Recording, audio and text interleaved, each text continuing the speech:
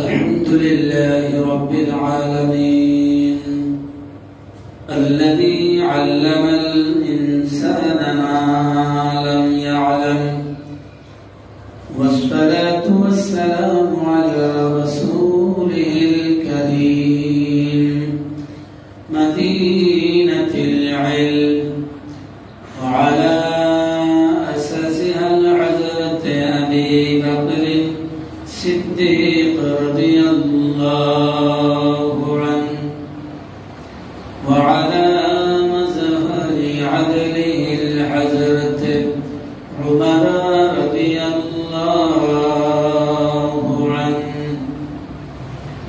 وعلى جامع القرآن حضرة عثمان رضي الله عنه، وعلى بابها الحضرة علي كرم الله وجهه، وعلى آله وأصحابه وأزواجه وذريته وأهل بيته وأمته أجمعين برحمتك يا أرحم الراحمين.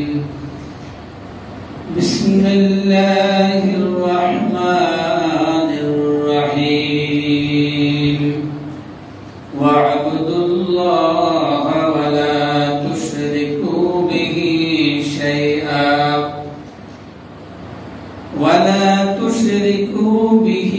شيئا وبالوالدين إحسانا وبذي القربى واليتامى والمساكين والجار ذي القربى والجار الجنب والصاحب بالجنب وابن السبيل وما ملكت أيمانكم إن الله لا يحب من كان مختالا فخورا. إن الله وملائكته يصلون على النبي يا أيها الذين آمنوا صلوا عليه وسلموا تسليما. اللهم صل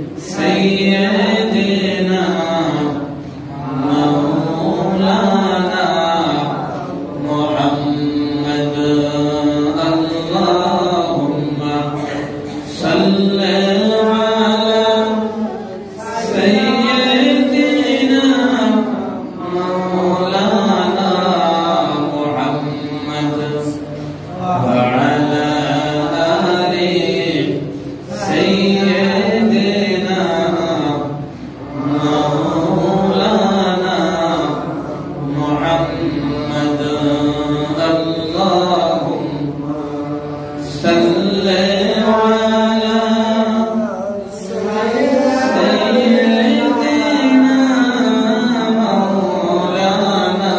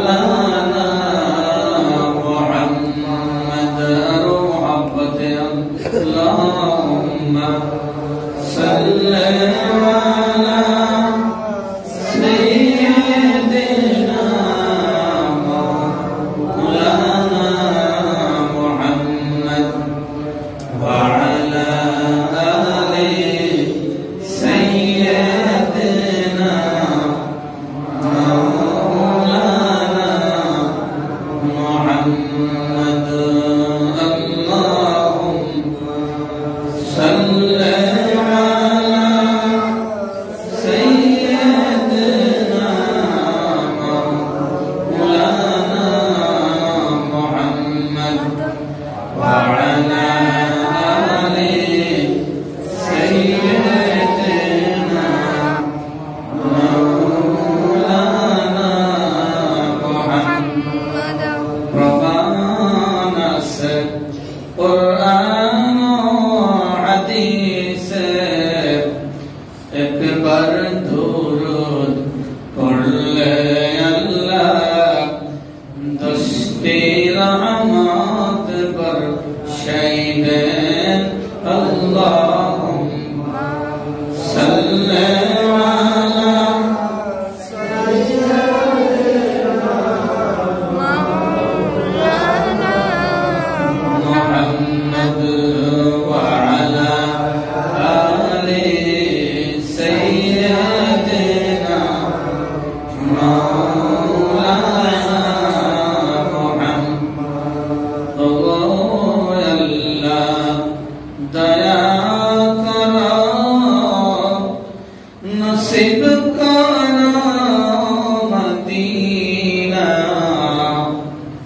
ও আল্লাহ দয়া করো নসিব করো মদিনা নবীকে না দেখাইয়া মরণ মোদরে কইরো না আল্লাহুম্মা সাল্লি আলা সাইয়্যিদিনা মাওলানা মুহাম্মদ ওয়া আলা আলি সাইয়্যিদিনা مولانا محمد لا إله إلا الله لا إله إلا الله لا إله إلا الله لا إله إلا الله لا إله حسبي ربي جل الله ما في قلبي غير الله نور محمد صلى الله لا إله إلا الله لا إله إلا الله لا إله إلا الله لا إله إلا الله محمد رسول الله صلى الله عليه أشهد أن لا إله إلا الله وأشهد أن محمدا عبده ورسوله সকলে বলি আলহামদুলিল্লাহ মহান আল্লাহ রাব্বুল আলামিনের দরবারে আমরা লাখো কোটি শুকর আদায় করি যে মহান আল্লাহ তাবারক ওয়া তাআলা আমাদেরকে পবিত্র জামাদিউল আউয়াল চাঁদের দ্বিতীয় জুমার দিনে জামাদিউল আউয়ালের আজকে হলো 10 তারিখ 10ই জামাদিউল আউয়াল দ্বিতীয় জুমার দিন ইংরেজি নভেম্বর মাসের আজকে হলো 24 তারিখ 24শে নভেম্বর বাংলা অগ্রহায়ণ মাসের আজকে হলো 9 তারিখ 9ই অগ্রহায়ণ পবিত্র জুমার দিনের প্রথম সময়ে জুমার নামাজ আদায়ের উদ্দেশ্যে পাক ও পবিত্রতা যতটুকু সম্ভব দৈহিক আত্মিক পবিত্রতার সাথে এই দুনিয়ার সবচেয়ে উৎকৃষ্ট স্থান বেহেশতের বাগান মসজিদে আমাদেরকে উপস্থিত হওয়ার আল্লাহ পাক সুযোগ করে দিয়েছেন, তৌফিক এনায়েত করেছেন। সেই জন্য মহান আল্লাহ রাব্বুল আলামিনের শুকরিয়া আমরা সকলে অন্তরের অন্তঃস্থল থেকে স্বতঃস্ফূর্তভাবে আন্তরিকতায় শুকরিয়ার বাণী আমরা পড়ি, সকলে বলি আলহামদুলিল্লাহ। সম্মানিত হাজিরিন, আমরা আজকে একটু আলোচনা করব, যে আলোচনাটা আমাদের জন্য অত্যন্ত গুরুত্বপূর্ণ, শিক্ষণীয়। এই বিষয়টা আমাদের জানা সত্ত্বেও আমরা এর প্রতি গুরুত্ব দেই না, জানি কিন্তু মানি না। বিষয়টা আমরা কি জানি, আলেম ওলামার মুখ থেকে আমরা শুনি, কিন্তু গুরুত্ব দেই না। এটার গুরুত্ব কত অপরিসীম। কোরআনে কারীম আল্লাহ পাক রব্বুল আলামিন বলেন,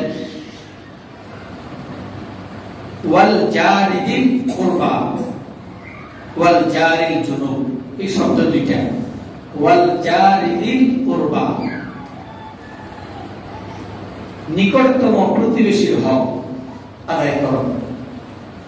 ওয়াল জারিল জুনুব, দ্বিতীয় শব্দে দূরবর্তী প্রতিবেশী। আমরা আজকে এই প্রতিবেশীদের হক সম্পর্কে একটু জানবো, জানার চেষ্টা করব।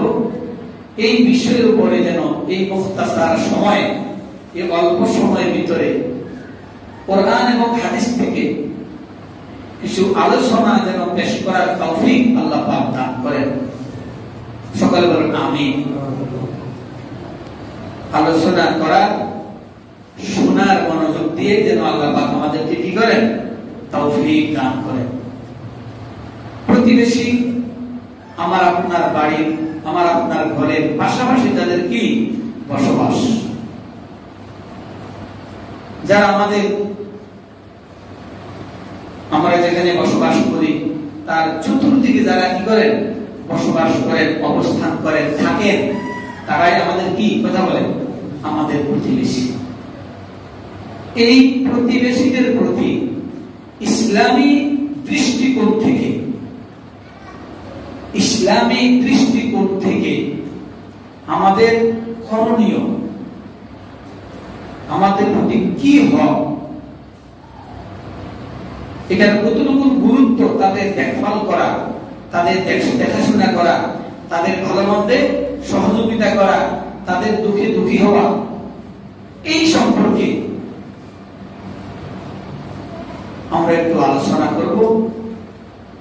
আয়াতে কারিমার ভিতরে অনেকগুলো হক সম্পর্কে আল্লাহ পাক বলেছেন। এই অনেকগুলো হকের ভিতরে 4 নম্বরে বলা হয়েছে ওয়াল জারিদিল কুরবা, নিকটবর্তী প্রতিবেশী। এদের সাথে সর্বপ্রথম তোমরা সদাচরণ করো। সুবহানাল্লাহ বলেন। সৎ ব্যবহার, ভালো ব্যবহার, নম্র ব্যবহার। এই নম্র ব্যবহার করার জন্য নির্দেশটা কার? আল্লাহ। সুবহানাল্লাহ বলেন। তাদের কত গুরুত্ব। আল্লাহ পাক বলছেন তোমার প্রতিবেশী যারা, তাদের সাথে তুমি কি করো? সৎ ব্যবহার করো। তাদের বিষয়টা গুরুত্ব আছে কি নাই বলেন না? আছে। হুজুর সাল্লাল্লাহু আলাইহি ওয়াসাল্লামের খেদমতে একজন সাহাবী আরজ করলেন, ইয়া রাসূলুল্লাহ, আমাদের প্রতিবেশীদের ভিতরে একজন মহিলা, তার অনেক নামাজ, মহিলার কি অনেক নামাজ, অনেক রোজা, অনেক ইবাদত বন্দেগী, তাসবিহ তাহলিল, এটা লোকমুখে পরিচিত, লোকমুখে কি এটা প্রসার আছে যে মহিলা অত্যন্ত আবেদা মানুষ, নামাজ কি করে, 5 ওয়াক্ত নামাজের সাথে সাথে নফল নামাজ অনেক পড়া পড়ে, তাসবিহ তাহলিল পাঠ করে, কোরআন তিলাওয়াত করে, নফল রোজা রাখে, হজ করেছেন। কিন্তু ওই মহিলা জবান দিয়ে তার প্রতিবেশী যারা বসবাস করে তাদেরকে কষ্ট দেয়, তার জবান দিয়ে কি করে, দুর্ব্যবহার করে, তার জবান দিয়ে গালাগালি করে। এই গালাগালির কারণে তার প্রতিবেশী যারা তারা কি পায়, কষ্ট পায়। এখন এই মহিলা সম্পর্কে ইয়া রাসূলুল্লাহ আপনি বলুন। একজন সাহাবী রাসূলকে কি করলেন, প্রশ্ন করলেন। রাসূল পাক সাল্লাল্লাহু আলাইহি ওয়াসাল্লাম বললেন যে ওই মহিলাটা দুজুকি। ওই মহিলা কি, কথা বলেন, দুজুকি। ঠিক ওই সাহাবী আরেকজন মহিলা সম্পর্কে বললেন, ইয়া রাসূলুল্লাহ, আরেকজন মহিলা আমাদের সমাজে বসবাস করে, যে মহিলার নামাজ এত বেশি নয়, রোজা এত বেশি নয়, দান সদকা খয়রাত এত বেশি নয়, তাসবিহ তাহলিল এত বেশি নয়, কিন্তু ওই মহিলা তার জবান দিয়ে তার প্রতিবেশী যারা তাদেরকে কি করে না, কষ্ট দেয় না, কষ্ট দেয় না। রাসূল বললেন ওই মহিলা বেহেশতি। সুবহানাল্লাহ। ওই মহিলা কি, বেহেশতি, বেহেশতি। কিন্তু নামাজ রোজা আছে, আগের জনের নামাজ রোজা আছে, ইবাদত বন্দেগী আছে, কিন্তু মহিলার কি ব্যবহার ভালো নয়, ব্যবহার খারাপ। এই জবান দিয়ে কি করে, জেনতেন কথাবার্তা বলে ফেলে, গালাগালি করে, অকথ্য ব্যবহার করে। এই ব্যবহারে তার প্রতিবেশী যারা বসবাস তারা অতিষ্ঠ, তারা কি কষ্ট পায়। রাসূল বলেন সে দুজকি। আর আরেকজন বললেন নামাজ ইবাদত বন্দেগী কম, কিন্তু তার ব্যবহার দিয়া তার প্রতিবেশীকে কষ্ট দেয় না, তার ব্যবহারটা ভালো। তার ব্যবহারটা কি, কথা বলেন, ভালো, তার ব্যবহারটা ভালো। এই যে একটা ভালো একটা গুণ ব্যবহারটা, জবানটা, এরই কারণে রাসূল বলেছেন ওই মহিলা কি, কথা বলেন, বেহেশতি। জবানের এই বেহেফাজতি আমাদের সমাজে দেশে গেছে আছে কি নাই, কথা বলেন না, আছে। কোরআনে কারীম আল্লাহ পাক রব্বুল আলামিন আল্লাহর হাবিবকে লক্ষ্য করে আল্লাহ পাক বলতেছেন, বিসমিল্লাহির রহমানির রহিম, ওয়ালাউ কুনতা ফাযযান গালিযাল কলবি লান ফাদ্দু মিন হাওলিক। বলেন সুবহানাল্লাহ। আল্লাহ পাকের নির্দেশ, ওয়ালাউ কুনতা ফাযযান গালিযাল কলবি লান ফাদ্দু মিন হাওলিক। আল্লাহ পাক রব্বুল আলামিন বলেন, হাবিব, বন্ধু, আপনি যদি কঠোর ও কঠিন হৃদয়ের হইতেন। কে বলতেছেন? আল্লাহ। কাকে সম্বোধন করি? আল্লাহর হাবিবকে, আমাদের হুজুরে পাক সাল্লাল্লাহু আলাইহি ওয়াসাল্লামকে উদ্দেশ্য করে আল্লাহ পাক বলতেছেন, ওয়ালাউ কুনতা ফাযযান গালিযাল কলব। কাল্ব মানে অন্তর, হৃদয়, হৃৎপিণ্ড। গালিযুন মানে কঠোর, কঠিন। আল্লাহ পাক বলে যদি আপনি কঠোর কঠিন হৃদয়ের হইতেন তাহলে তারা আপনার থেকে অনেক দূরে সরে যেত। সুবহানাল্লাহ, সুবহানাল্লাহ। তারা বলতে কারা? সাহাবীরা। কারা? রাসূলের সঙ্গী সাথী যারা ছিলেন তারা আপনার কাছে আসতো না, তারা আপনার থেকে দূরে সরে যাইতেন। সুবহানাল্লাহ। তাহলে রাসূলের হৃদয়টা কেমন ছিল? অত্যন্ত কোমল। হাদিস শরীফে এসেছে রাসূল পাক সাল্লাল্লাহু আলাইহি ওয়াসাল্লামের স্বভাবটা একটা পূর্ণ বয়সী যুবতী নারীর যেমন লজ্জা সরব, তাহার চাইতে হাজার কোটি গুণ বেশি সরব লজ্জা ছিল আল্লাহর হাবিব মুহাম্মদ রাসূলুল্লাহ সাল্লাল্লাহু আলাইহি ওয়াসাল্লামের উপর।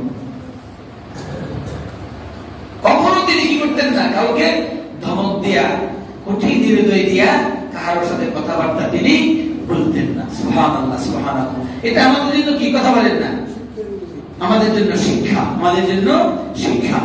আল্লাহ পাক বলেন আপনি যদি কঠোর হৃদয়ের হইতেন তারা আপনার থেকে দূরে সরে যাইত।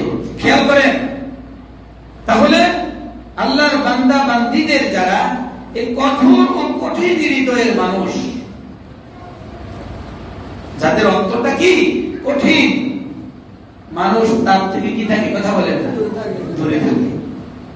প্রতিবেশী বলেন, নিজের পরিবার বলেন, তারা কি থাকে, কথা বলেন, দূরে থাকে। এই স্বভাবটা, এই খাসলতটা, এই অভ্যাসটা কি ভালো নেই? কথা বলেন না। এই অভ্যাসটুকু ভালো নয়। হাদিস শরীফের ভিতরে আল্লাহর হাবিব মুহাম্মদুর রাসূলুল্লাহ সাল্লাল্লাহু আলাইহি ওয়াসাল্লাম ইরশাদ করেন,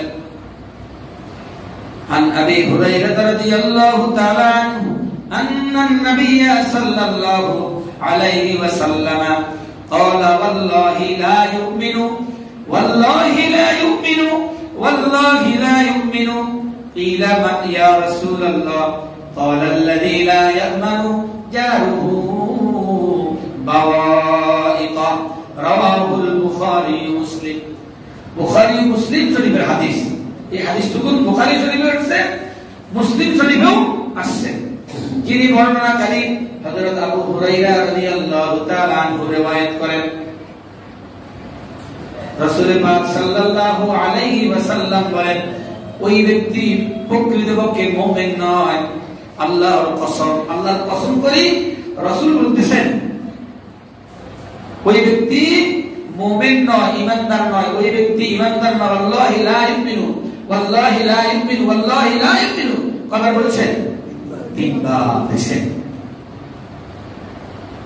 কিলা মান ইয়া রাসূলুল্লাহ, যখন গুরুত্ব সহকারে হুজুর পাক সাল্লাল্লাহু আলাইহি ওয়াসাল্লাম বললেন ওই ব্যক্তি ঈমানদার নয়, ওই ব্যক্তি ঈমানদার নয়, ওই ব্যক্তি ঈমানদার নয়,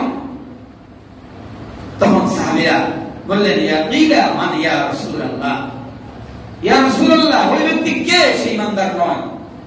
এই কথার এত গুরুত্ব, ওই ব্যক্তির কে? রাসূল করিম সাল্লাল্লাহু আলাইহি ওয়াসাল্লাম বলেন قال الذي لا يأمن جاره بوائقا, যার অত্যাচার অপকার থেকে তার প্রতিবেশীরা নিরাপদ থাকে না। নাউযুবিল্লাহ নাউযুবিল্লাহ নাউযুবিল্লাহ। যার অত্যাচার অবিচার থেকে, নির্যাতন থেকে, গালাগালি থেকে, অকথ্য ব্যবহার থেকে তার প্রতিবেশীরা কি থাকে না? নিরাপদ থাকে না। নিরাপদ থাকে না। ওই ব্যক্তি কি নয়? কথা বলেন, ঈমানদার নয়, ঈমানদার নয়। আল্লাহি লা ইউমিনু, কসম করে বলতেছেন, আল্লাহর কসম, ওই ব্যক্তি ঈমানদার নয়, ঈমানদার নয়। ঈমানদারি যত কিছু সে দেখা, ঈমানদারি যত কিছু সে কি করো দেখা। ওই যে মহিলার কথা বলছেন না, অনেক নামাজ, অনেক রোজা, অনেক ইবাদত করতে কি তার আছে, কিন্তু তার স্বভাবে এই ব্যবহারটা এমন যে তার ব্যবহারে তার প্রতিবেশীরা কি পায়? কষ্ট পায়। তাহলে এই হাদিসে রাসূল কি বললেন? কসম করে বলতেছেন ওই ব্যক্তি ঈমানদার নয়, ঈমানদার নয়, ঈমানদার নয়। কোন ব্যক্তি? যার অত্যাচার অবিচার থেকে তার প্রতিবেশীরা কি থাকে না? নিরাপদ থাকে না, নিরাপদ থাকে না। তাহলে এই ব্যবহারটুকু কত নিকৃষ্ট। আর এই ব্যবহারে কি ঈমানের উপর কি চলে আসে? কথা বলেন না। ঈমানের উপর তহমত চলে আসে আমার ঈমানের উপরে, যদি ব্যবহারটা এরকম আমার হয়ে থাকে। না বুঝেন নাকি তারা? এমন ব্যবহার যদি আমার সবাই থাকে, তাহলে আমার ঈমানের মধ্যে কি থাকে? কথা বলেন না। ঈমানের মধ্যে সন্দেহ চলে আসে। এরকম আছে না? কথা বলেন না। আছে। নিজের দিকে নিজে খেয়াল করবেন। যদি এমনই হয়, যদি পরিবারের ভিতরে খেয়াল করিয়ে এমন দুর্ব্যবহার যদি কোন অভিভাবক, পরিবারের কর্তা যিনি দেখেন তার বিবি, ছেলে মেয়ে, তার প্রতি সবাই কি তাকে সবসময় অতিষ্ঠ থাকে নাকি থাকে না? কথা বলেন না। থাকে। আন্তরিকতা, সম্পর্ক ভালো থাকে না এই দুর্ব্যবহারের কারণে। তাহলে এই দুর্ব্যবহারটুকু, এই বদ স্বভাবটুকু আমাদের কি করতে হবে? কথা বলেন না। দূর করতে হবে। কি করতে হবে? দূর করতে হবে। অন্য হাদিসে রাসূলুল্লাহ সাল্লাল্লাহু আলাইহি ওয়াসাল্লাম বলেন, قال من كان يؤمن بالله وباليوم الآخر فلا يؤذي جاره ومن كان يؤمن بالله وباليوم الآخر فليكرم ضيفه ومن كان يؤمن بالله واليوم الآخر فليقل خيرا أو ليصمت رواه البخاري ومسلم। রাসূল পাক সাল্লাল্লাহু আলাইহি ওয়াসাল্লাম বলেন, যে ব্যক্তি আল্লাহ পাক ও পরকালের প্রতি বিশ্বাস রাখে, দেখেন এই হাদিসে কিভাবে আল্লাহ রাসূল বলতেছেন, যে ব্যক্তি আল্লাহ পাকের উপর এবং পরকালের উপর কি রাখে, বিশ্বাস রাখে। এখন আমরা এখানে যারা আসছি, আল্লাহ পাক যে এক ও অদ্বিতীয়, এটার উপর বিশ্বাস আমাদের আছে কিনা কথা বলেন। পরকাল যে হবে, আমার এই জীবন জিন্দেগির হিসাব আল্লাহ পাকের দরবারে পরকালে দিতে হবে, এর উপর বিশ্বাস আছে কি নাই? ঠিক আমাদেরকেই লক্ষ্য করে রাসূলুল্লাহ সাল্লাল্লাহু আলাইহি ওয়াসাল্লাম বলতেছেন, যারা আল্লাহ পাক ও পরকালের প্রতি বিশ্বাস রাখে তারা যেন তাদের প্রতিবেশীকে কষ্ট না দেয়, তারা যেন তাদের প্রতিবেশীকে কষ্ট না দেয়। দ্বিতীয়ত রাসূলুল্লাহ সাল্লাল্লাহু আলাইহি ওয়াসাল্লাম বলতেছেন, ওয়ালইউকরিম দাইফাহু মান কানা ইউমিনু বিল্লাহি ওয়াল ইয়াউমিল আখির। দ্বিতীয়ত রাসূলুল্লাহ সাল্লাল্লাহু আলাইহি ওয়াসাল্লাম বলেন, যারা আল্লাহ পাক ও পরকালের প্রতি বিশ্বাসী তারা যেন আত্মীয় স্বজনের সাথে সদ্ভাব, ভালো ব্যবহার, সম্মানমূলক আচরণ যেন তারা করে। সুবহানাল্লাহ। আত্মীয় স্বজন এবং মেহমানের সাথে যেন কি করে, সম্মান সূচক আচরণ করে, ভালো ব্যবহার করে, যারা আল্লাহ পাক ও পরকালের প্রতি বিশ্বাস রাখেন।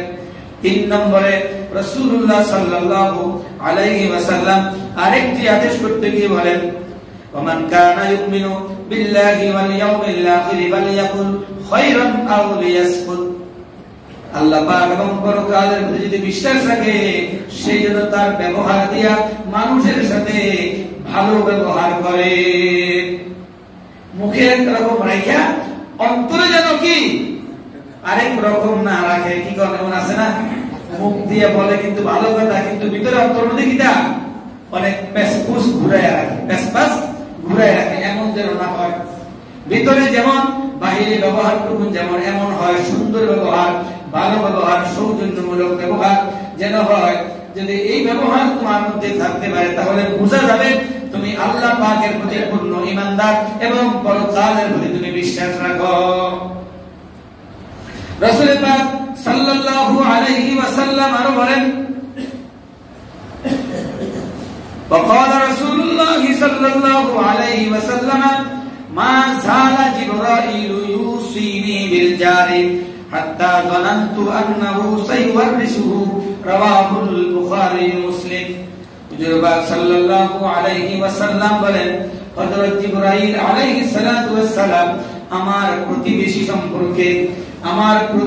সম্পর্কে এমন ভাবে লাগাতার আমাকে নসিহত করা শুরু করে দিলেন। কে বলতেছেন? হুজুর সাল্লাল্লাহু আলাইহি ওয়াসাল্লাম বলতেছেন, জিবরাইল আয়েশা আমার প্রতিবেশী সম্পর্কে আমাকে এমন ভাবে নসিহত করা শুরু করে দিয়েছেন। এই নসিহতে আমি মনে মনে ভাবতে লাগলাম, না জানি এই প্রতিবেশীদেরকে তাদেরকে আমার ওয়ারিশ বানায়া দেয়। কি করে কথা বলেন? ওয়ারিশ না জানি বানাই দেয়, আমার উত্তরাধিকারী না জানি বানাই দেয়, আমার সম্পদের কি মালিকানাধীন না জানি করে দেয়। এমন ভাবে লাগাতার আমাকে কি করতেছেন? তাদের সম্পর্কে এমন ভাবে লাগাতার নসিহত করতেছেন। কার সম্পর্কে? প্রতিবেশী সম্পর্কে। রাসূল পাক সাল্লাল্লাহু আলাইহি ওয়াসাল্লামের খেদমতে আরেকজন সাহাবী এসে আরজ করলেন, ইয়া রাসূলুল্লাহ, ইয়া হাবিবাল্লাহ, আমি যে আমলটি কালকে ভালো করলাম নাকি মন্দ করলাম, এটা কি ভালো করলাম নাকি খারাপ করলাম, এটা আমি বুঝবো কিভাবে? আমি কি এই জিনিসটা জানবো কিভাবে, বুঝবো কিভাবে যে আমার এই কাজটা কি ভালো হয়েছে কি খারাপ হয়েছে? যখন প্রশ্ন করলেন, রাসূল পাক সাল্লাল্লাহু আলাইহি ওয়াসাল্লাম বলেন, যখন তোমার প্রতিবেশী তোমার কাজের সার্টিফাই করবে ভালো, সুবহানাল্লাহ, তোমার প্রতিবেশী যাদের বসবাস, তোমার আশপাশে যারা বসবাস, তারা যদি তোমার ওই কাজটার কি দেয়, সংবাদ যদি ভালো দেয়, তখন তুমি বুঝবে তোমার এই কাজটা ভালো। আর যদি তোমার প্রতিবেশীরা যদি তোমার ওই কাজের কি বর্ণনা যদি খারাপ দেয়, তাহলে তুমি বুঝবে তোমার কাজটা কি খারাপ। তাহলে এই ভালো মন্দটা নির্ভরতা কোথায়? কথা বলেন, প্রতিবেশীর উক্তির উপরে। প্রতিবেশীর কি উক্তির উপরে, আমি এই কাজটা কি ভালো করলাম না খারাপ করলাম। যে আমার বাসা বাড়ি যাদের বসবাস, তারা শোনার পরে দেখার পরে তারা যদি বলে যে আল্লাহর বান্দা তুমি যে কাজটা করছো অত্যন্ত ভালো কাজ, জনকল্যাণমূলক কাজ, সামাজিক উন্নয়ন কাজ বা পারিবারিক ভালো কাজ, প্রতিবেশীদের কি উপকার হবে তোমার এই কাজটা, তখন এই কথা প্রতিবেশীরা বলবে, তোমার ওই কাজটা কি হবে তখন ভালো বলে আল্লাহ পাক দরবারে গণ্য হবে। আর যদি প্রতিবেশীরা তোমার এই কাজ সম্পর্কে কি ভালো যদি সার্টিফাই না করে, মূল্যায়ন যদি না করে, তাহলে তুমি বুঝবা ওই কাজটা তোমার কি খারাপ, তোমার কাজটা কি হয় ভালো হিসাবে হয় নাই। খেয়াল করেন সম্মানিত হাজির, তাহলে এই ভালো স্বভাব, আমাদের সৎ ব্যবহারটা প্রতিবেশীর সাথে ভালো ব্যবহার করতে হবে কি হবে না বলেন? যদি প্রতিবেশী চলার পর যদি সংকীর্ণ হয়ে যায়, জায়গাটুকু নাই যে সে রাস্তায় বাইর হবে, চলাফেরা করবে, যদি তোমার জায়গা সামনে পড়ে, তার চলাচলের পথ তুমি কি করবা? খুলে দিবা। কি করবা? তাকে চলাচলের জন্য তুমি কি করবা? ব্যবস্থা করে দিবা। তোমার জায়গা আছে, তোমার সম্পদ আছে, তুমি সেই জায়গার উপর দিয়ে তার চলাচলের পথটা তুমি করে দিবা। যদি দুনিয়ার মধ্যে তোমার প্রতিবেশীদের প্রতি এই সময় হয়, তুমি যদি তার রাস্তাটা খুলে দাও, চলাফেরার পথ যদি করে দাও, আল্লাহ পাক রব্বুল আলামিন তোমার এই কাজটার প্রতি সন্তুষ্ট হয়ে আল্লাহ পাক আখিরাতের পথকেও তোমার জন্য সহজ করে দিবে।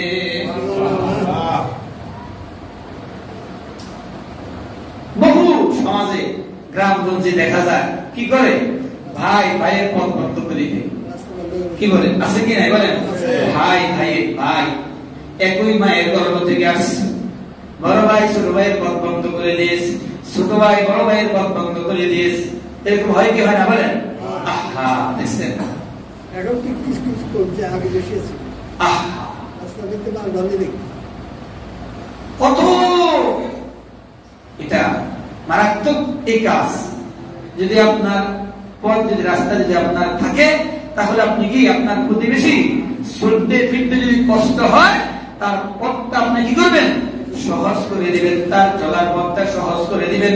দুনিয়াতে যদি এমন সহজ আপনি করে দিতে পারেন, আল্লাহ পাক হাসরের দিন আপনার পথটা সহজ করে দিবে।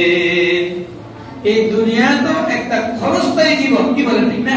দুনিয়া জীবনটা কি ক্ষণস্থায়ী, আর আখিরাতের চিরস্থায়ী। চিরস্থায়ী। সম্মানিত হাজিরিন, আল্লাহ পাক রব্বুল আলামিন যেন এই প্রতিবেশী, আমরা তো সবাই প্রতিবেশীর ভিতরে বসবাস, ঠিক না? আমার প্রতিবেশী যেন আমার আচার আচরণে, আমার ব্যবহারে, আমার রীতিনীতিতে, আমার চালচলনে যেন কি না পায়, কষ্ট না পায়, যেন আমার তাদের প্রতি সদাচার সদ্ব্যবহার যেন আমি কি করতে পারি, রাখতে পারি। আল্লাহ পাক যেন তৌফিক দান করেন। সকল বলেন আমিন।